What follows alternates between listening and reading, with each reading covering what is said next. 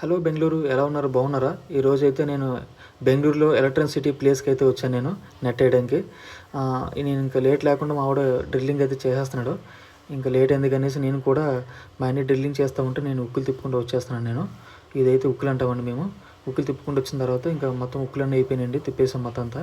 ఇంకా ఉక్కులను మొత్తం తిప్పేసిన తర్వాత మా వాడు మెజర్మెంట్ తీస్తున్నాడు. ఇంకా మెజర్మెంట్ తీసిన తర్వాత ఈ మెజర్మెంట్ ప్రకారంగా మేము నెట్ కట్ చేయడం అయితే జరుగుతుందండి. ఈ నెట్ కట్ చేసుకున్నాం మేము. ఇంకా నెట్ కట్ చేసుకున్న తర్వాత ఈ నెట్ కట్ చేసిన తర్వాత నేను నెట్ ఎలా వేస్తానో చూపిస్తానండి మీకు. అది కూడా చూసేయండి, సరేనా? ఇంకా మా వాడు రోప్ ఎక్కిస్తున్నాడండి నెట్కి.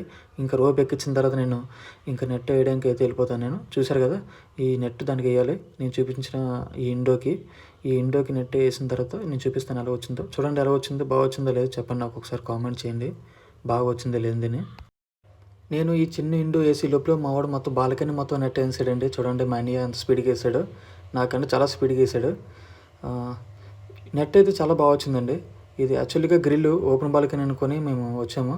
అయినా ఇక్కడికి వచ్చేసరికి గ్రిల్ బాల్కనీ, కానీ అయినా పర్లేదండి, బాగా వచ్చిందండి. నెట్ చాలా బాగా వేసాము. ఈ క్వాలిటీ విషయానికి వచ్చి 2.5 థిక్నెస్ అండి, గార్వార్ నెట్. ఇది చిల్డ్రన్స్కి, అలానే మరి పిజిన్స్కి, క్యాట్ నెట్ అన్నిటికి ఉపయోగపడుతుందండి ఇది. మేము యాక్చువల్గా బయట నుంచి అవదనుకున్నాం, కానీ బయట నుంచి చేసాం మొత్తానికి ఇదిలాగా. అది చూసారు కదా, ఇది మా అన్న వేసిన నెట్ ఎంత మా అన్న వేసింది బాగా వచ్చిందో, నేను వేసింది బాగా వచ్చిందో చెప్పండి కామెంట్లో, ఓకేనా?